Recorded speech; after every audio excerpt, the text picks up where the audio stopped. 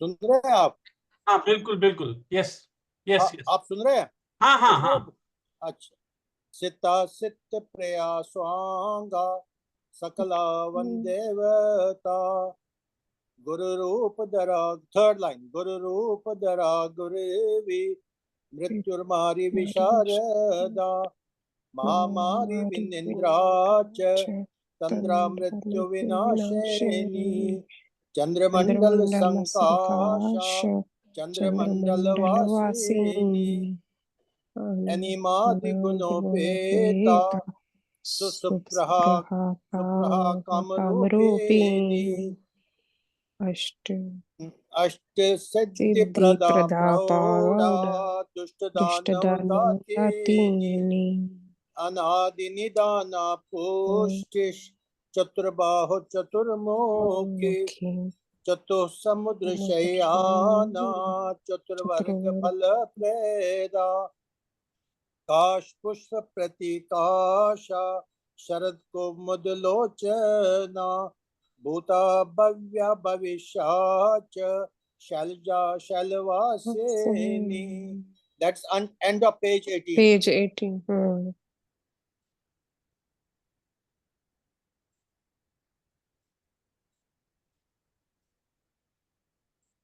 हाँ, that's end of page 18. Chandrika चंद्रिकांतिश्च यहाँ से स्टार्ट करना है मेरे ख्याल में आज. आ गया. हाँ. नमस्ते. तो सबसे पहले नमस्ते. विजयदशमी शुभाशय. आपको भी सही है. Chandrakanti. Chandrakanti is the next Nama. Chandrakanti. So I think we completed till Chandrakanti. Anyway, Correct. Chandrakanti is Devi who pleases everyone, who gladdens everyone equally. Just as the moonlight does not discriminate, just as the moonlight is the nourishing force which fills, including the herbs and others, with its medicinal property, so is the Devi who is the essence of all the nourishment for the creation.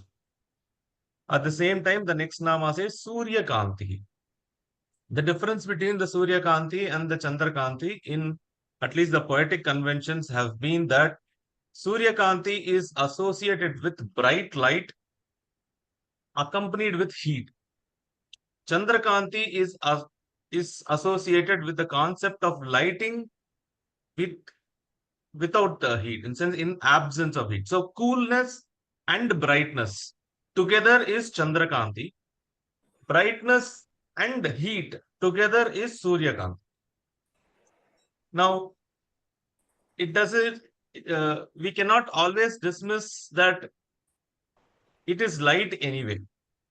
How does it matter whether it is hot or cool?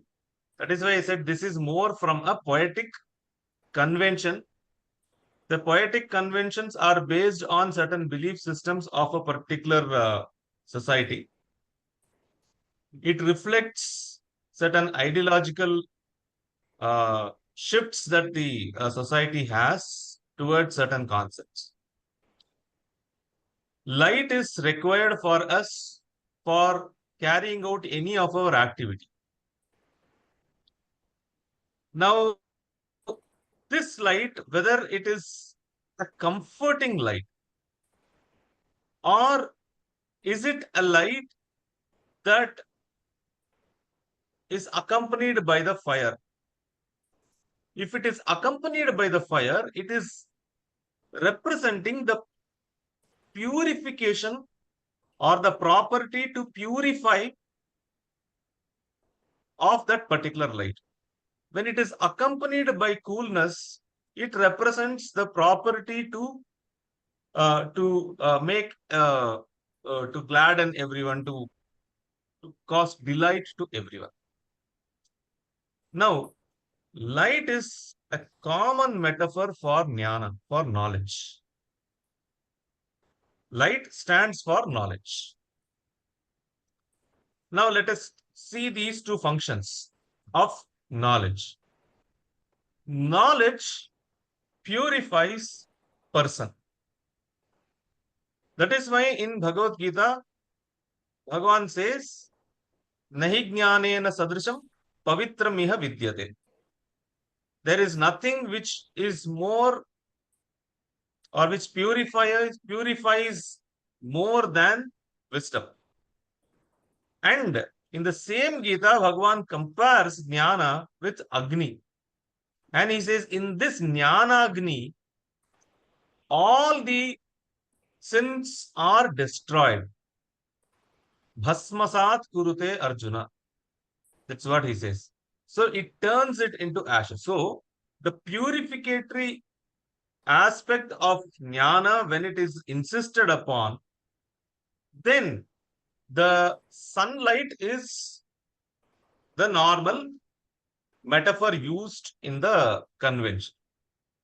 So when we refer to Devi as Surya Kanti, it is the aspect of knowledge that destroys and purifies a person, destroys a sin and purifies a person.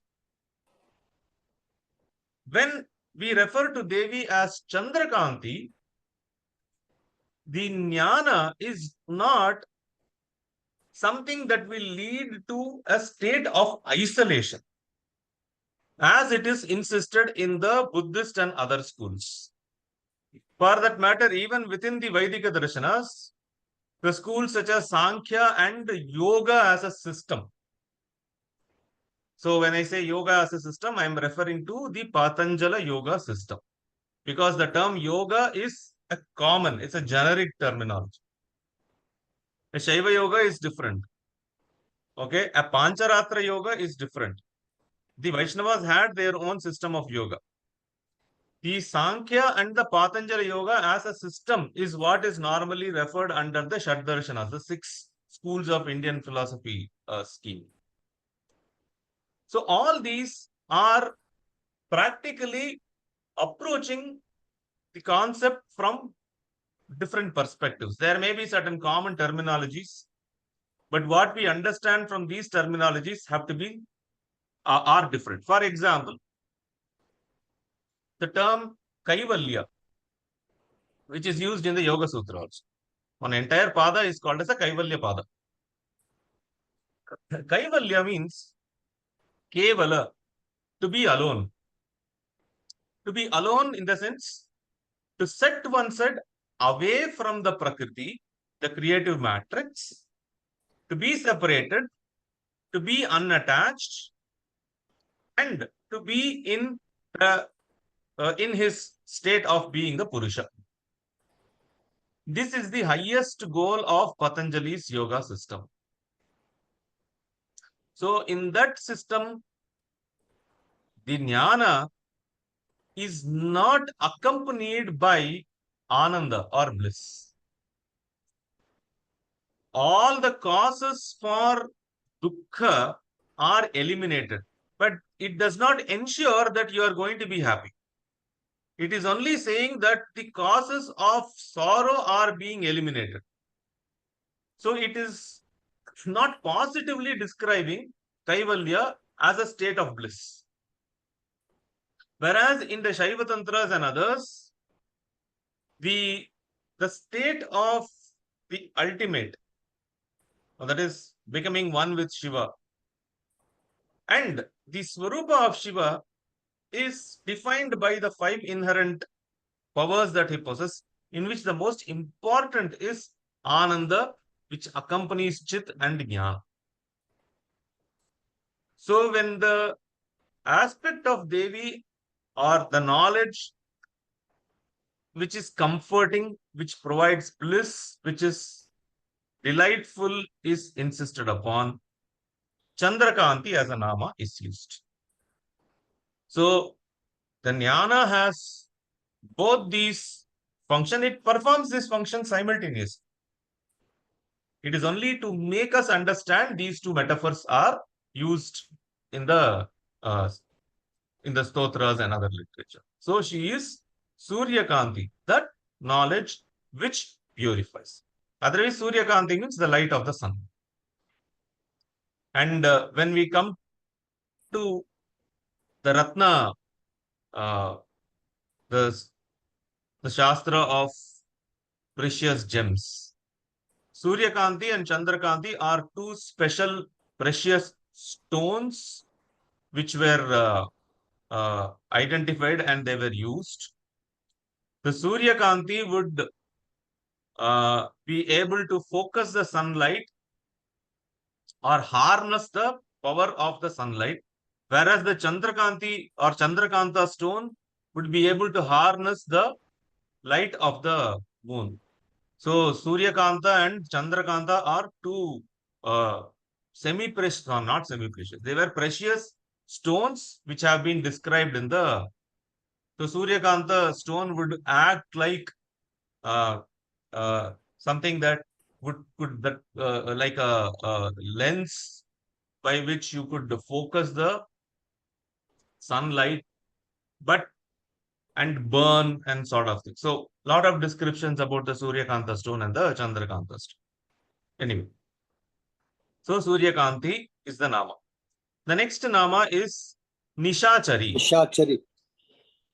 Nisha, night. We saw in the previous Namas the significance of the name Nisha, Ratri and others. So Nishachari, char means to move. So Nishachari means one who moves around in the night. Commonly, the term Nishachara has been used in Sanskrit literature to refer to the demons,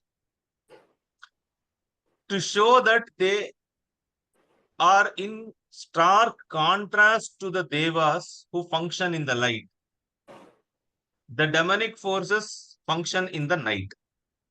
So since their movements are in the night, they were called as the Nishacharas.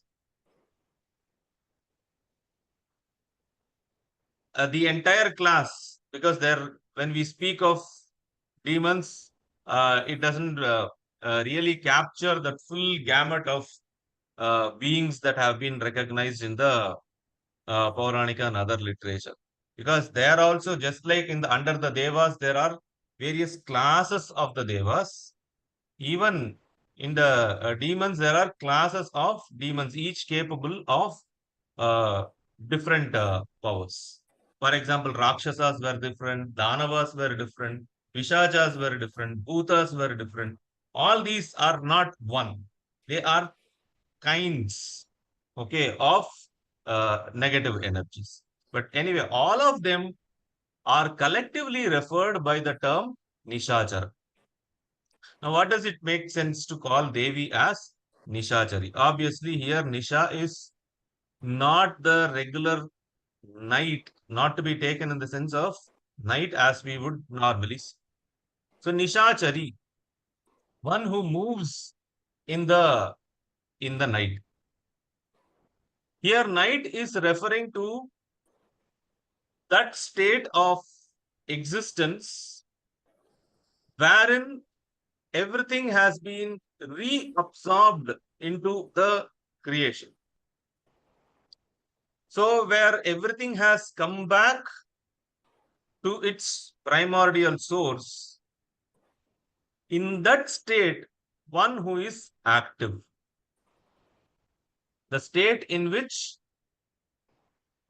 Devi is active while all the others have merged into her in the causal form. In the Puranas, I don't know, some of you might have seen this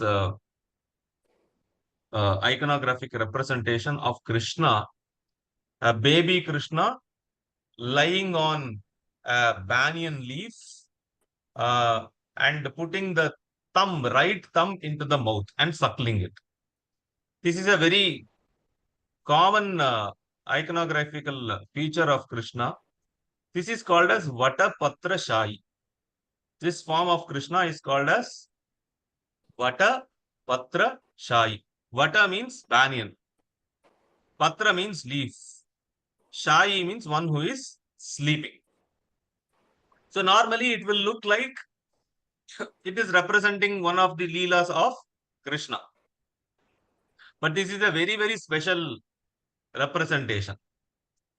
Vatapatra Shayi is that state where the leaf is floating on the waters. The leaf is actually floating on the waters. The entire creation has been assimilated into the body. He is the one and only person available at that particular time. To represent that, this particular icon has been used.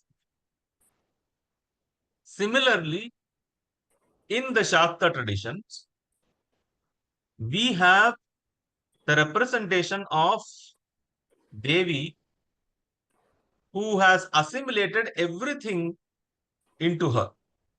So when everything has been assimilated into her, she turns into, or she is represented in black complexion. Because black is that which absorbs everything. So the representation of Devi Kalika is that state where everything has been taken into its causal form by Devi. So Nishachari refers to the manifestation of Devi as Kalika. So that is the meaning of the term Nishachari. The Dakini. next nama is Dakini. Once again, these names normally are misunderstood in many of the contexts as referring to some goblins and demoness characters. But Dakini, along with 6 more yoginis, 6 more devis, they are the 6 aspects of the highest form of Devi.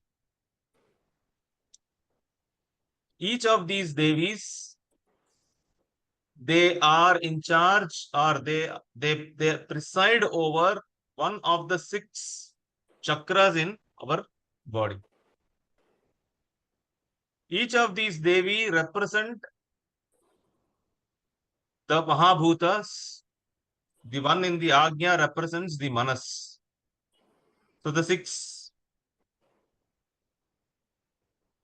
Not only that, these Devis can both aid a sadhaka's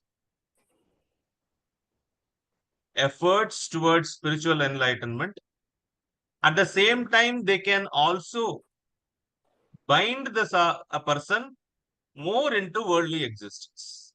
So it depends on how the sadhaka is channelizing his energies.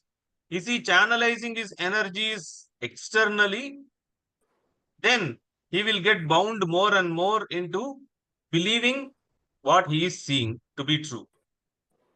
If he is spiritually inclined and he has got the sufficient grace, then these devis will aid in untangling the knot that he has himself put around himself. That is why each of these 6 chakras, after every 2 chakras, there is something called a granthi, a knot. There is a Brahma granthi, there is a Vishnu granthi, there is a Rudra granthi. Once you untie these 3 knots, then you are free. So these are the 3 places where the knots are there. This is exactly what is referred by, or referred in the Rigvedic mantra. It's a very, very famous Rigvedic mantra, which Rishi Shunashepa chants during the yajna of King Harishchandra. So this Harishchandra was a Puru king. He didn't have any progeny for a very long time. So he prays to Varuna. All this is there in Aitareya Brahmana, Rigvedic Brahmana text. He is blessed with a son, but he does not keep up his promise to Varuna. He keeps postponing. So when the son is old enough, Varuna, in order to teach him the value of truthfulness, he induces severe stomachache to the king. King is unable to bear, and then he is informed that it's because you did not keep up the promise. Now you have to offer your son in a sacrifice as a sacrificial animal.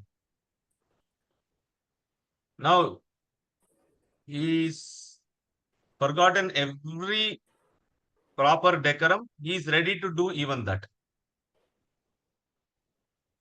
But the son is forewarned by Indra and he runs away from the place. So he is looking,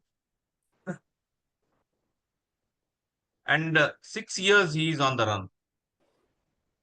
He finally finds one family who is ready to offer one son in place of himself.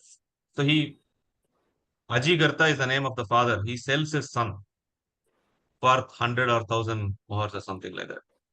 So Shunashepa is the middle one. The father doesn't want to give away the first son. The mother doesn't want to give away the last son. So the middle one, the Shunashepa is sold, and he brings him. So the prince brings him to the Rohita is the name of the prince. So Rohita brings him to his father Harishchandra. He organizes the sacrifice. Vishwamitra is the chief priest, the officiator.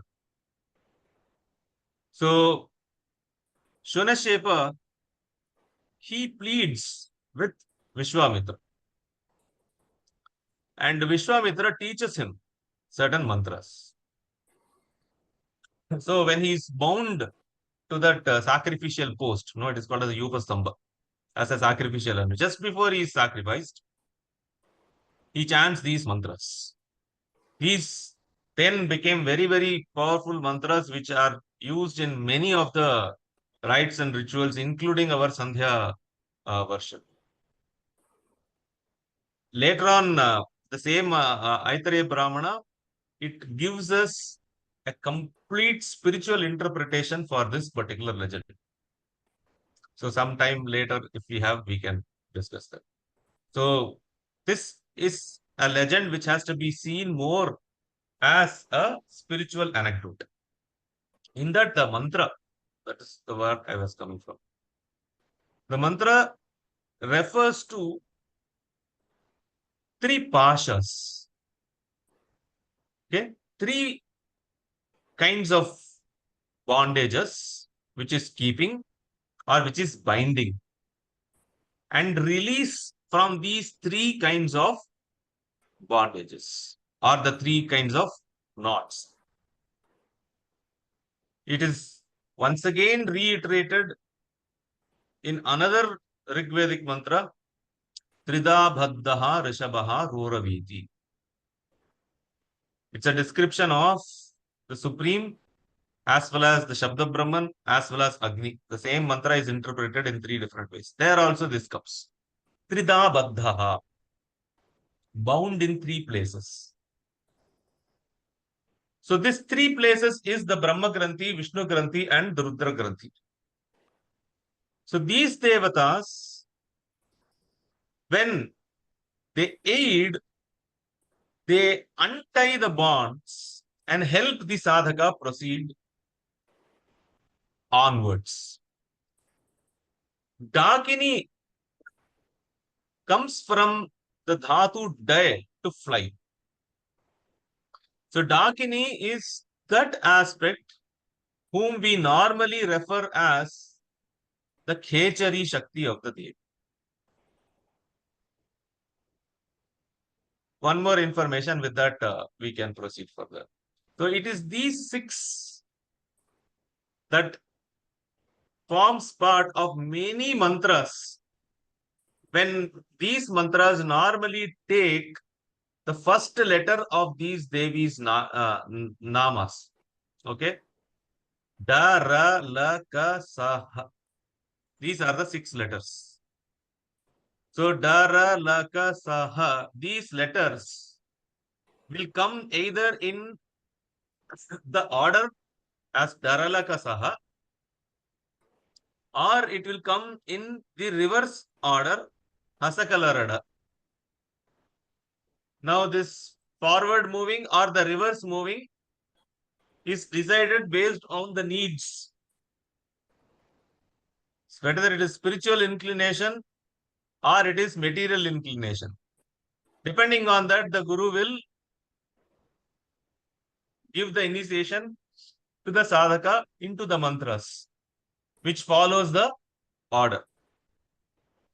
So these 6 letters are very, very important. For that matter, they are there in many of the Chakreshwari mantras and in many of the Titinitya Devi mantras also. These letters are there in this order. So these letters represent these 6 devatas. So samashti of these 6 devatas.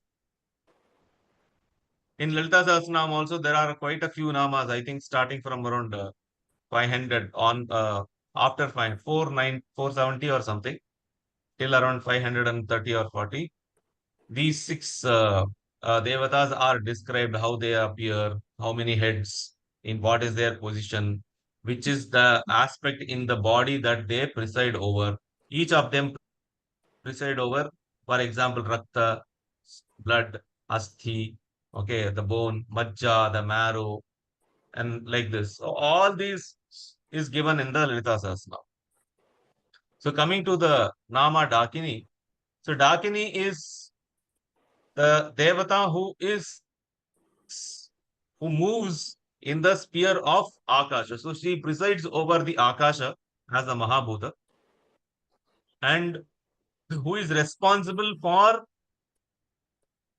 the sadhaka's understanding or expansion of the sadhaka's understanding as if in the sky. Okay, just like the movement in the sky.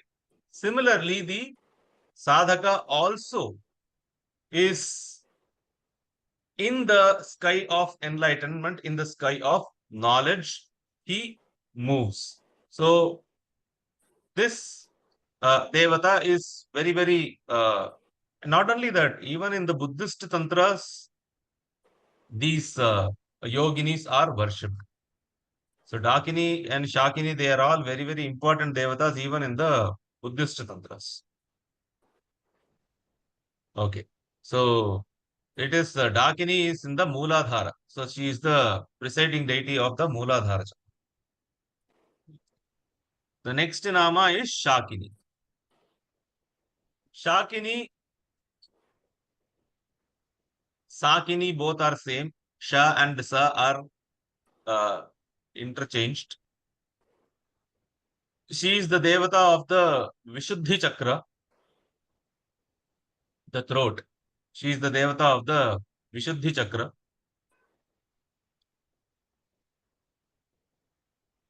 She presides over the aspect of realizing the full potency of the sadhaka. So she unfurls the full potential of the sadhaka. So that is why when there is a Vedanam of the Vishuddhi Chakra, the text says that after that, the next is Agya, and from there only Bindvadinavakasthanas. It is hard for a sadhaka to proceed up till this particular point. For us, it may be even harder to even conceptualize the whole thing. But for the true yogins, the most difficult or the most challenging ones are till they reach the Vishuddhi. Once the Vishuddhi Chakra Bhedana is done, then Agya and Agya Bhedana and going further is taken as a bygone conclusion. Yes, they have to do, they have to move, all that is there, but it is like, no, you have crossed the toughest section of your journey. So she unfurls the entire potency of the personal. So he becomes completely aware of what he can do and he proceeds further. So Shakini. Shakini, once again, Dakini and Shakinis are normally shown in the Mahavidya schemes also. We will find them on the either side of the Devi Chinnamasta. In the Dashamahavidya, Chinnamasta is one Devi, very, very different from others, wherein you will see her standing on a Mithuna, okay, a couple. She would have cut her, decapitated her head and holding the head in one hand. So there will be 3 streams of blood emerging out of her neck. The central stream will be drunk by her own head. There will be one stream going to the left, one stream going to the right. These streams of blood will be drunk by 2 more female yoginis standing on either side of Chinnamasta. The one on the right is the Dakini, one on the left is Shakini. It is a complete yogic concept. Chinnamasta Devi is the highest realization of the Tantra Yoga Marga. The central nadi is Sushumna, the left nadi is Ida, the right nadi is the Pingala. So these 3 blood streams is for the sake of visualization, but they are actually standing for the Ida and the Pingala and the central Sushumna. Within that Sushumna, there is a Chitrini, the subnadi called Chitrini. The flow of consciousness through the subnadi called Chitrini is the one that is being partaken by the Devi Chinnamasta. Chinnamasta is Masta, head, stands for the I, individuated I. So in order to realize our oneness with divine, we have to shed that we are independently existing as a being. So that individuated, that Anava Mala Cheda is the one represented by Devi holding her own head. When that is done, then it is partaking the bliss of consciousness. So these Devis, Dakini and Shakini, are represented on either side of Chinnamasta. So the thing is that these Devatas are some of the highest representations of the Tantra Yoga Marga. Okay. Go to the next nama. Next nama is Sishya. Shishya. Yeah. So we are calling Devi as Sishya. Yeah. We should remember almost in every Tantra, this particular shloka in one form or some other small changes or small variations we will find. Guru Sishya Pade Sthitva Swayam Eva Sadashiva. That is, all the tantras are in the form of conversation between Devi and Shiva, either Bhairava and Bhairavi or Devi and Shiva. The questions will be asked by Devi and the answer would be provided by Shiva in most of the cases. If it is Tantra, then this is the scheme. So, Devyuvacha, normally it will start. And it is in this, taking this Devyuvacha, I think I referred even some time back. That in Paratrishika Vivarana, Acharya Abhinav Gupta goes to a very long exposition as to what is the meaning of Devyuvacha, what is the meaning of questioning in the Tantra tradition.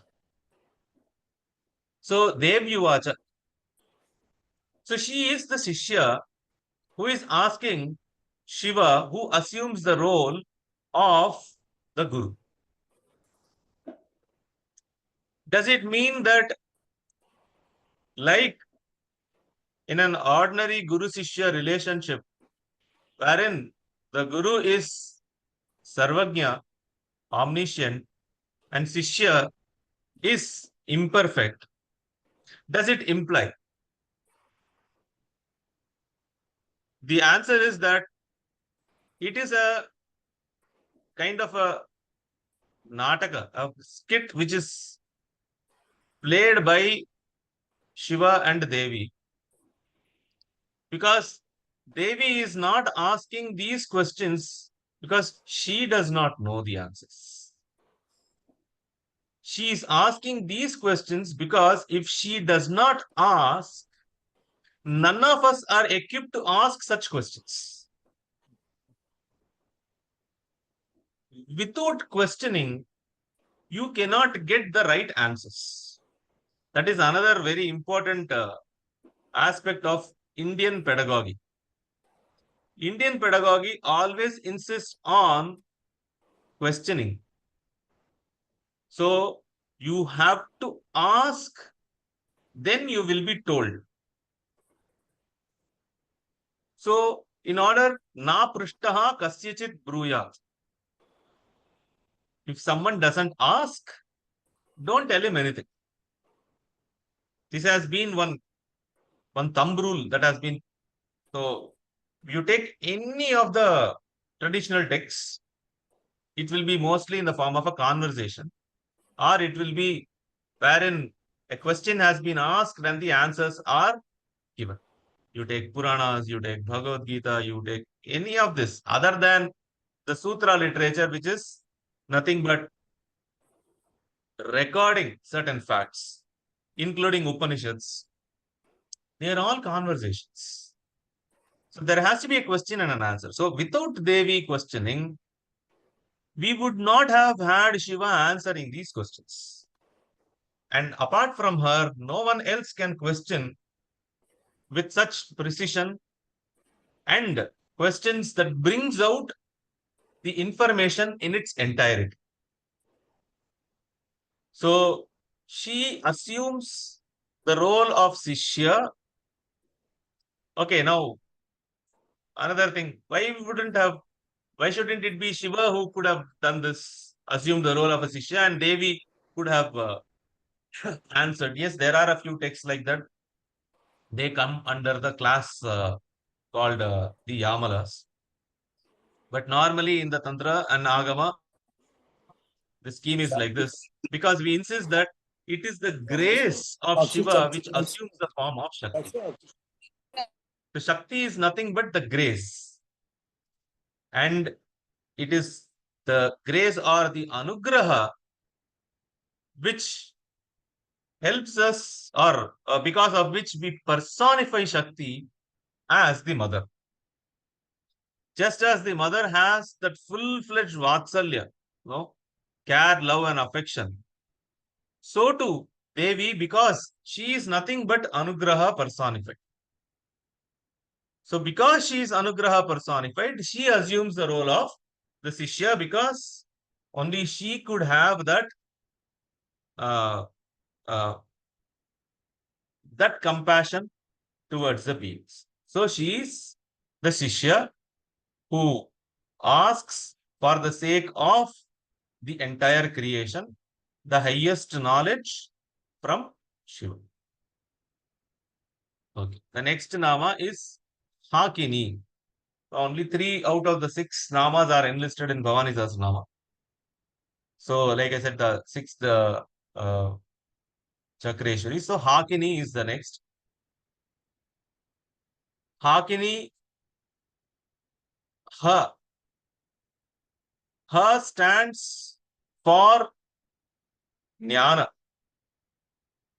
Ha as thing stands for Jnana. So Hakini is one who reveals the innermost secret, the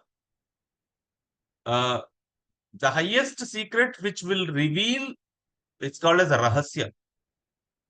So one who reveals the highest rahasya, which is nothing but how we can recognize ourselves as Shiva. Therefore, furthering the flow of the grace. Okay, the moment the Shaktipata takes place, all these Chakreshwari starts becoming active. It is we who have to harness their roles. If we don't harness, they are all there for us, ready to help us. But we have to do the requisite post Diksha rites so that we can harness these and make the best use of the anugraha of these Shaktis. So, Hakini as a Chakreshwari, yes, the meaning of Hakini is one who reveals the innermost knowledge or the innermost secret. The next is Chakravakini. I don't know what it is called in English, but Chakravaka is one bird commonly referred in the Sanskrit literature. And the story, or not story, the legend associated with Chakravaka is that this bird would be separated from its pair. In the night, it will earn and sing and cry for the union with its male, and they will be united to be separated in the daybreak. So, normally in the literature, Chakravaka is used to personify the heroine who is separated from her beloved. So, Chakravaka Vadhumiva, that's a normal phrase that is used. So, by referring to Devi as Chakravakini, we are referring to the aspect of Devi as the personification of the sadhakas who are most suited to undertake the Anavopaya. See, in the Shiva Sutra, we come across all the three upayas. There is one sutra to which Acharya Kshemaraja offers three interpretations from the three upaya point of view. The sutra is Ichha Shakti Uma Kumari. Okay. So, for this sutra, Acharya gives Abheda interpretation, Bheda interpretation, and Bheda interpretation. That is from pure monoist point of view. He gives and he says this is for the Shambhavopali. Then he gives the Bheda interpretation and he says this is suitable for the Shaktopayins. Then he gives the Bheda interpretation and he says this is most suited for the Anavopayins. And okay, what is Anavopaya? Anavopaya is the Bhashya, he says that Ichha Shaktihi Uma Kumari. Okay. So, like we have seen so many Puranic legends wherein Devi performs penance in order to attain Shiva and performs the penance so tough, but not losing that single-minded focus that she has to attain Shiva. Similarly, the sadhaka who thinks he is different from the Shiva, yet earns for Shiva single-mindedly, without caring for any other comfort or any other discomfort, having that unifocal ichha, desire to earn the grace of Shiva. This is Anavopaya. Having given these three interpretations, he says, Acharya Kshemaraja adds, this interpretation is what was taught by my guru to me, and he had seen such a reading. Asmad Gurubihi Upadishtaha Ayam Pataha Upadishtaha. So, which means that we are talking of a guru of a stature of Acharya Abhinav Gupta himself. Sishya, no less than Acharya Kshemaraja. Such a guru is teaching such a Sishya only Anavopaya. So, we can be very, very, we can take that comfort, okay, that we are all happy to settle with the Anavopayas. Because exactly that's what will be suitable for us. Though we may be earning for Shaktopaya, Shambhavapaya is something else. But we should remember all the three upayas leads to the same goal. We don't believe in progression. All the three upayas lead to the same. But how are we approaching? That is the whole point. So from that earning for union, that earning for union is what is the Chakravaka as a bird represent in this particular given context. So when we call Devi as Chakravakini, the way she earned for Shiva in so many Sthala Mahatmyas and others, she is showing us how we should earn for Shiva, how we should conduct ourselves so that Shiva himself becomes, or in Kumar Sambhav Kalidasa, when Shiva comes and in front of Parvati, finally, that one statement he makes, he says, Kritosmite. Okay, I am very happy. Pritosmite bhaktya. Kritosmite tapasa. I am very, very happy with your bhakti. I have been purchased by your tapas. In the sense, you consider me as your possession. So Devi shows us how we should conduct ourselves, how we should earn for Shiva. If we are able to achieve a very, very small percentage of what she has shown us, then probably we are in the right path. So she is the Chakravakini, like the bird Chakrava. Chakravakini, another way of looking at it, we are talking about the concepts of the Shat Chakras. We have seen the three Devatas, the three Hakini, Shakini, and the Dakini. So Chakravakini, one who is present as the presiding deities of all these Shat Chakras. So that is another interpretation which is normally offered for the Nama Chakravakini. Sita Sita Priya. Sita means which is white. Asita, that which is not white. Okay? Don't take it as black. Asita only means that which is not white. It can be anything. Normally, in any and every translation, we will come across Sita means black. So, I am not saying Asita is not black, but you should fix the meaning of Asita as black only when you know the context.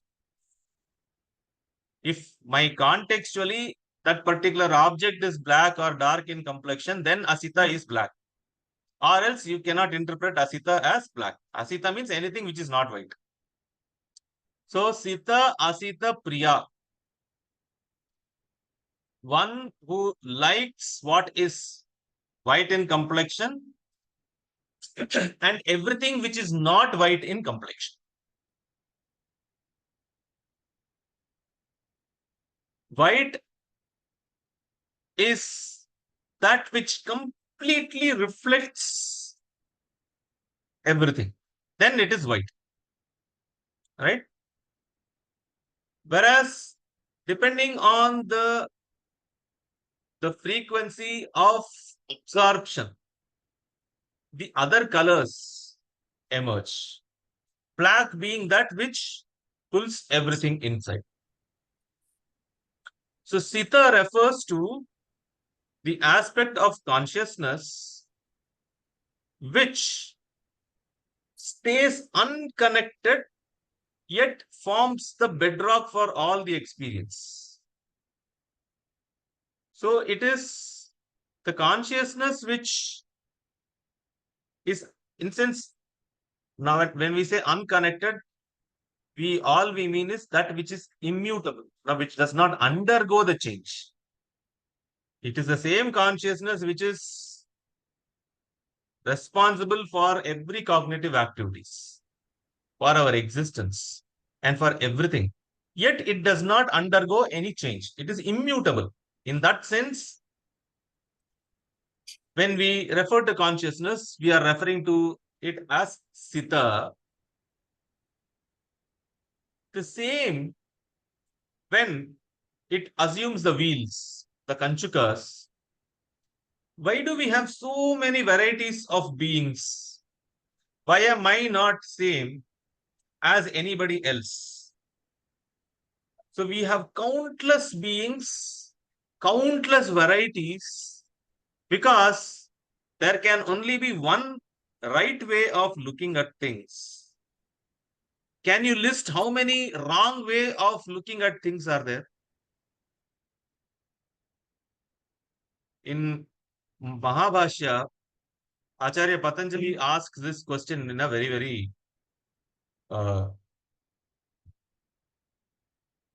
effective manner. He says, spell a word correctly. Say, for example, spell cow correctly. You can only spell it in one correct way, right? There is only one correct answer.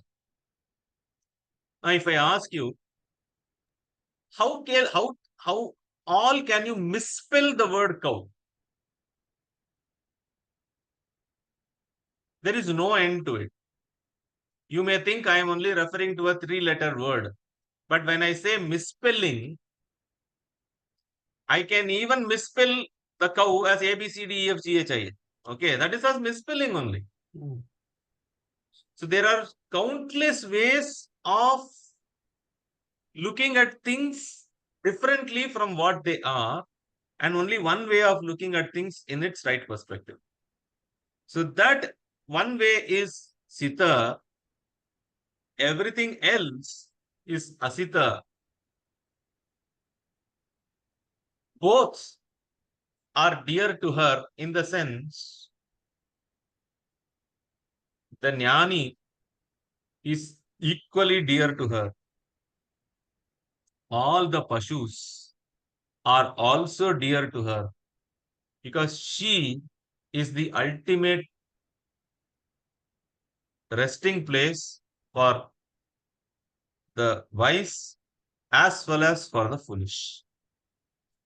So she treats everyone equally. She accommodates everyone equally. She gives opportunity to everyone equally. And the wise man sees the opportunity as an opportunity. The fool misses the opportunity. That's the only difference. But she is providing it equally to all. So she is Sita, Asita, Priya. Yeah. We'll stop with this. Yes, Shekharji. Namaste. Thank you, Sukharji. Thank you so much. Thank you. Thank you, Ji. Yeah. Thank you, everybody. Thank you, Shekharji. Thanks. Namaskar. I will post the Namaskar. video later. Namaskar. Thank you.